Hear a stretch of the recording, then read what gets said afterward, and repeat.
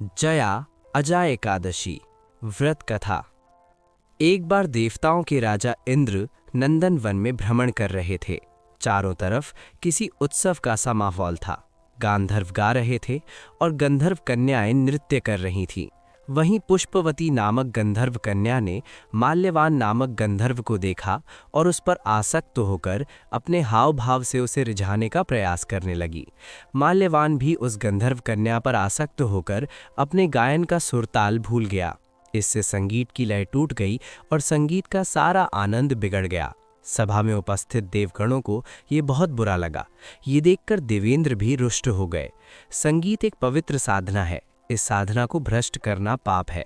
अतः क्रोधवश इंद्र ने पुष्पवती तथा माल्यवान को शाप दे दिया।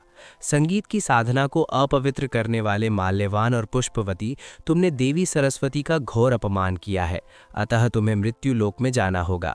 गुरुजनों की सभा में असंयम और लज्जाजनक प्रदर्शन करके तुमने गुरुजनों का भी अपमान किया है, इसलिए इंद्रलोक में तुम्हारा रहना अब वर्जित है।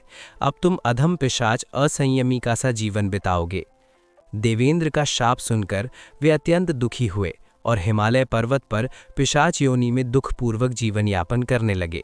उन्हें गंध, रस, स्पर्श आदि का तनिक भी बोध नहीं था। वहीं उन्हें असहनीय दुख सहने पड़ रहे थे। रात दिन में उन्हें एक क्षण के लिए भी नींद नहीं आती थी।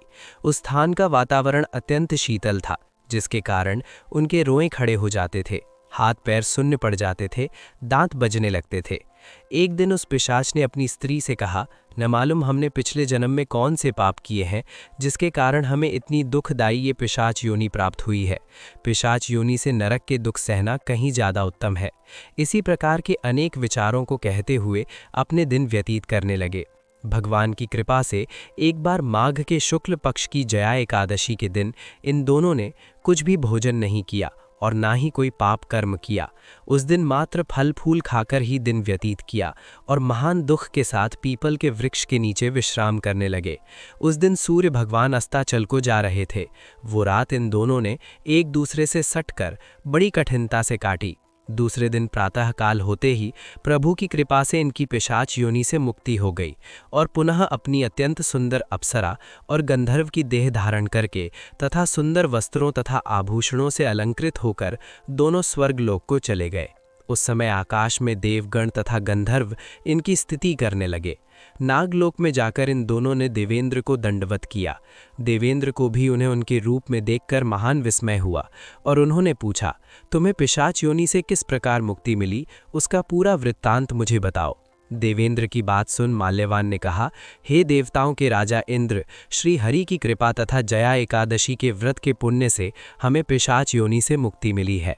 इंद्र ने कहा, हे माल्यवान, एकादशी व्रत करने से तथा भगवान श्री हरि की कृपा से तुम लोग पिशाच योनि को छोड़कर पवित्र हो गए हो, इसलिए हम लोगों के लिए भी वंदनीय हो गए हो। क्योंकि शिव तथा विष्णु भक्त हम देवताओं के वंदना करने योग्य हैं, अतः आप दोनों धन्य हैं। अब आप प्रसन्नता पूर्वक देवलोक में निवास कर सकते हैं। इस जया एकादशी के उपवास से कुयोनि से सहज ही मुक्ति मिल जाती है। जो मनुष्य इस एकादशी का व्रत कर लेता है, उसने मानो सभी तप यज्ञ दान कर लिए हैं। जो मनुष्य श्रद्धापूर्वक जया एकादशी का व्रत करते हैं, वे अवश्य ही सहस्त्र वर्ष तक स्वर्ग में वास करते हैं। इसी प्रकार की धार्मिक कथाएं सुनने के लिए हमारे चैनल को सब्सक्राइब करें, साथ ही वीडियो को लाइक करें, अपने दोस्तों रिश्तेदारों को शेयर करें और कमेंट में जय श्री कृष्ण ज़रूर लिखें।